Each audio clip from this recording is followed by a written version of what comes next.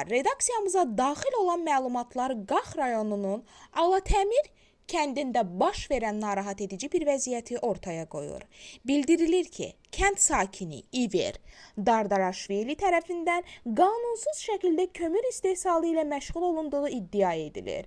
Bu fəaliyyətin isə həm qanunvericiliyə zidd olduğu, həm də ətraf mühitə ciddi ziyan vurduğu qeyd olunur.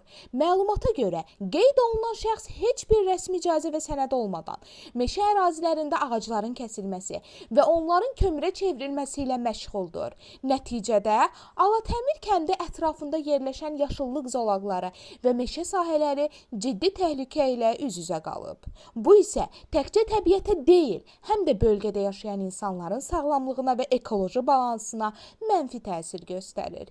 Ekoloqlar dəfələrlə bildiriblər ki, qanunsuz ağac kəsimi və primitiv üsullarla kömür hazırlanması torpaq örtüyünün zədələnməsinə, havanın çirklənməsinə və biomüxtəlifliyin azalmasına səbəb olur. Təəssüf doğuran hal isə odur ki, belə halların bəzən uzun müddət nəzarətsiz qalması daha böyük problemlərə yol açır. Azərbaycan dövləti ətraf mühitin qorunmasına xüsusi diqqət ayırır.